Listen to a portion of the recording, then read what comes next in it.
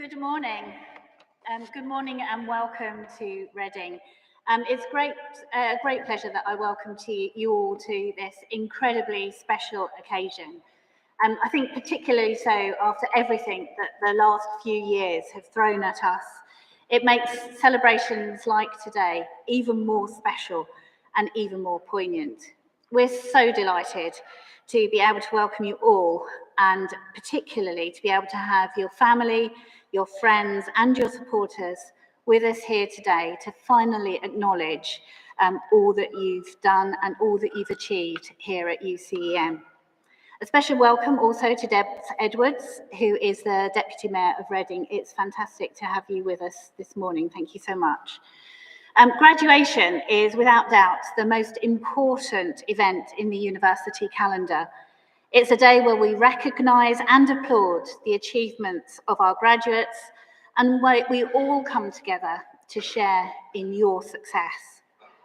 First and foremost, we're here to acknowledge the hard work and dedication, and it's so wonderful to see so many of you here today.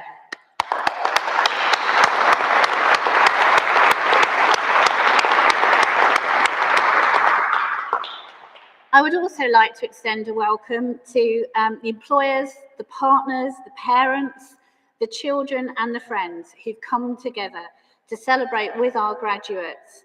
We acknowledge the impact that your support has made to our graduates' success. We can only guess how relieved you all were when those results finally came through. It gives me great pleasure also to welcome Mark Farmer. Mark is the founding director of Cast Consultancy. He has over 27 years in real estate and construction. He's vice chairman of the ULI, UK Residential Council, and sits on the BPF, which is the British Property Federation Build to Rent subcommittee.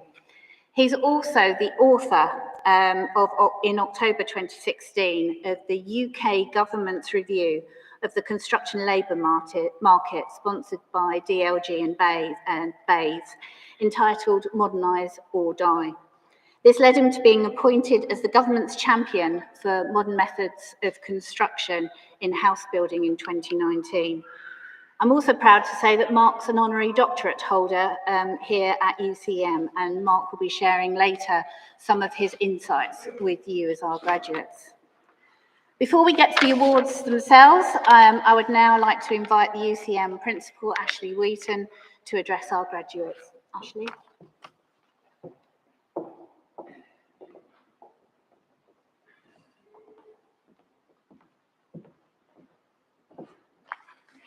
Thank you, Amanda. I'd just like to add my own very, very warm welcome to all of you. We're absolutely delighted to have you here with us today. Before I start, I think it's really important that I say what I really need to say, which is a huge congratulations to all of you. Well done.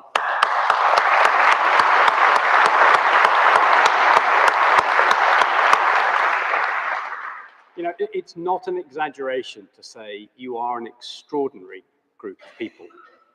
You've succeeded against the backdrop of the challenges associated with the pandemic. And the honest truth is that I'm absolutely humbled by your achievements. It's through your hard work and your determination that you've all achieved something remarkable. Noting, of course, that for many of you, you combined your studies with full-time work.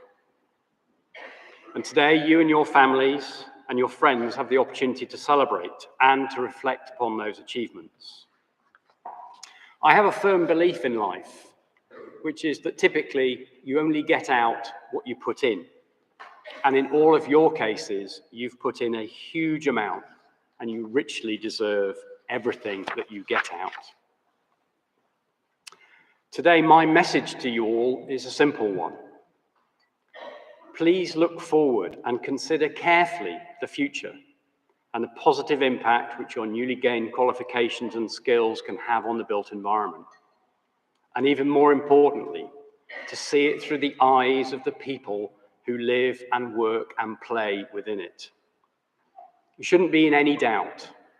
More than ever, the world needs a better, safer, and critically, more sustainable built environment. Global citizens have, as a minimum, a right to expect that.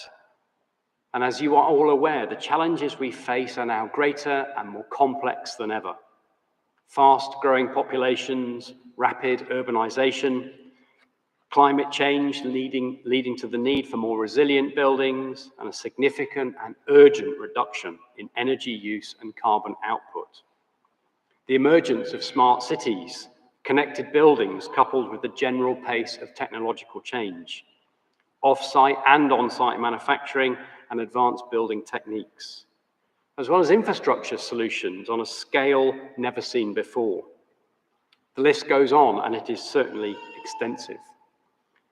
It all requires the application of your newly gained specialist skills and knowledge. I'd ask you to consider the extent of your professional responsibility and to be the guardians of our precious and highly intricate built environment. Whether it relates to newly constructed buildings or future builds, or buildings that are being restored, preserved, or regenerated, or those which are being maintained, refurbished, updated, or simply being used. We must have solutions which are creative, innovative, and which serve future generations. We need you to be the professionals who understand the need for a long-term, human-centric approach to the built environment, where you're sensitive to and appreciative of the natural environment within which our buildings sit, and who add to it rather than diminish it. And we need you to be the people who, most importantly, are unerring in upholding the highest professional standards and quality. The built environment, and in fact the environment as a whole, needs you more than ever. And I, for one, feel confident and more relaxed knowing that UCM graduates will continue to be at the center of exceptional solutions for the built environment. It's my view that UCM's role is now more important than ever. In 2019, we celebrated our centenary, and from our humble beginnings in 1919, following the institution's foundation by Sir William Wells to meet the post-war demand for new building and construction, we've grown to become the largest provider of higher education to the built environment professions, with some 4,000 students studying in 115 countries.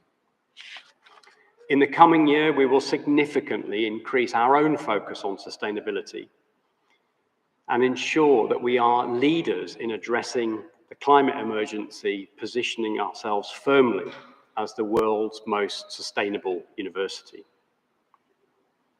Our Royal Charter sets out very clearly our mission, and it's emphasized in the 6 tenets of our core purpose: to provide education which is accessible, that it's relevant and cost-effective, and to ensure that our students enhance their careers, that we increase professionalism, and ultimately that we contribute to a better and more sustainable built environment. In many ways, our job at UCM, and in fact my job, is extraordinarily easy. It's to support our students' education ambitions. Wherever they are, at whatever level, whether they wish to go slow or fast, regardless of age or start point or background, without presenting any unnecessary barriers. We want to make sure that we're equipping each and every possible UCM student today with the skills necessary to build the built environment of tomorrow and make sure that it is an exceptional one. At UCM, I think that's what makes us different. It makes us special, and I believe it makes us better. Please be UCM ambassadors for the great work we do as you join some 150,000 strong alumni from this institution. Just before I finish, I'd like to pause and take a moment to thank our UCM trustees, both past and present. They all give their time voluntarily, and their continued support and oversight is invaluable in making sure that the institution continues to fulfill its mission. Particularly today, I'd like to thank Amanda Clack, Chair of our board, for guiding us through today's proceedings. I'd also like to recognise the exceptional work done by these people behind me.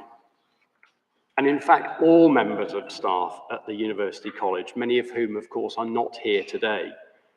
But it's their dedication and their commitment which is so essential in providing such high-quality programmes each and every year.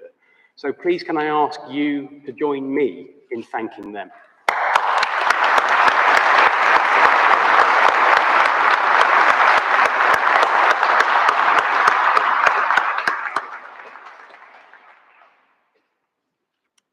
In closing, and perhaps most importantly, as you reflect on your achievements, please consider the positive and the necessary impact which you can have on the built and natural environment.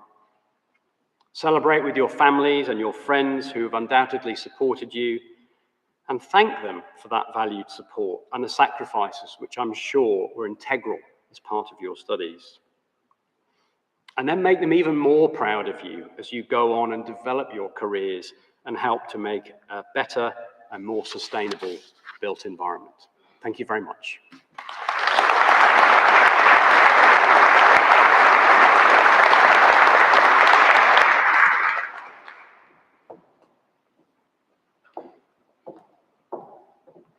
It's now my great pleasure to invite Mark Farmer, founder and chief executive of the CAST Consultancy, to come and share his insights with all of you, our graduates.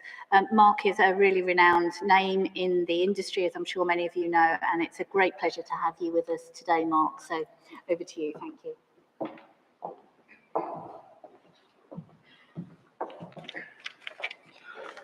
Thank you, Amanda, and good morning, everyone. And may I just start by adding my congratulations to all of you graduating today. It's a fantastic achievement. You should all be very proud of such a special day.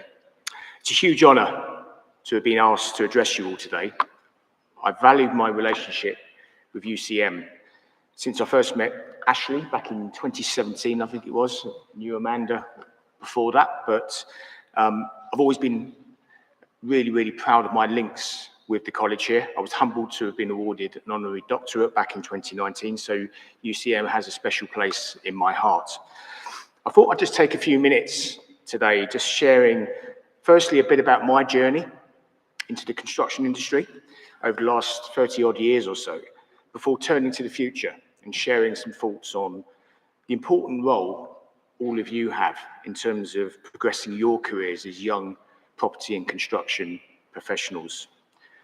For me, and I know this is not an uncommon factor, my link to construction started with my father.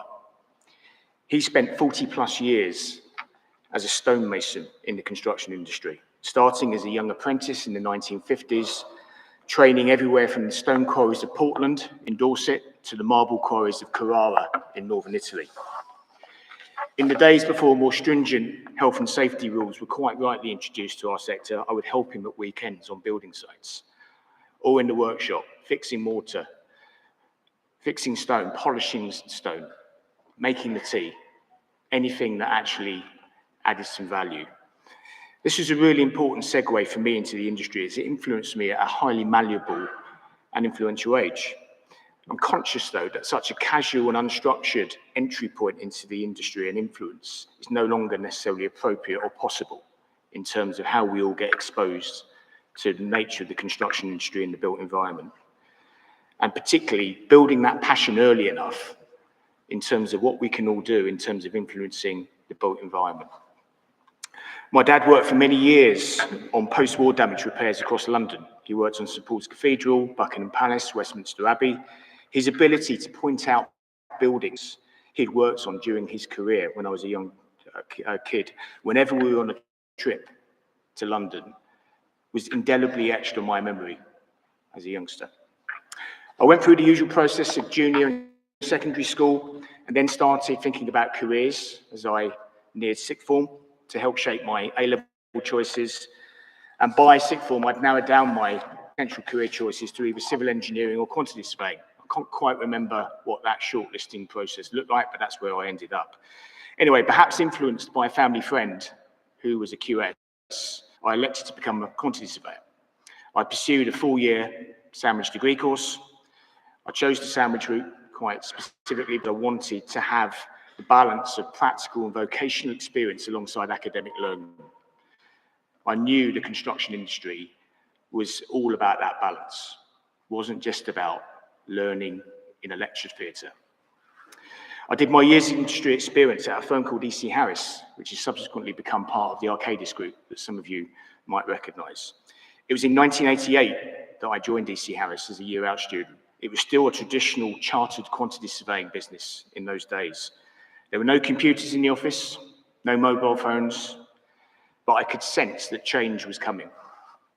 Communication was by phone, fax, or post. No emails, no texts. That might feel quite hard to understand what that really looks like and feels like, but that's what it was. The first real computers turned up at EC Harris in 1989, which then opened the floodgates for the huge changes in the working environment we've seen since. I went back to college and returned, having obtained my degree in 1991, returned to EC Harris. The UK at that point was in the midst of quite a deep recession, and the main opportunities for construction graduates were actually in infrastructure. And there began an important 3-year period for me when I worked primarily in civil engineering. Worked on the Channel Tunnel terminal at Folkestone, and I worked on the Jubilee Line extension in London. And now whenever I go on the Eurostar or I go to the O2 on the tube, I bore my friends and family with stories of the amount of concrete that I measured in the buildings and structures that you see around you. Not quite as impressive as my dad talking about rebuilding the dome of St Paul's Cathedral in the 1950s, but for me it all counts, and it underlines how much of a team game construction really is. You design it, you measure it, you procure it, you build it, you supervise it. Without any one of those roles, nothing gets done. It's a really important element of how we come together as an industry. My career since has been as fulfilling and rewarding as I can ever have hoped all that time ago. And it really is all about the uniqueness of the built environment that's come to the fore. Every project represents a new and unique challenge. The work spans the office and out on construction sites.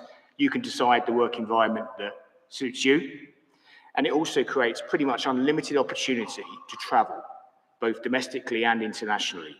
The UK's built environment qualifications are universally recognised, and this is underlined by the huge international reach of UCEM's own courses.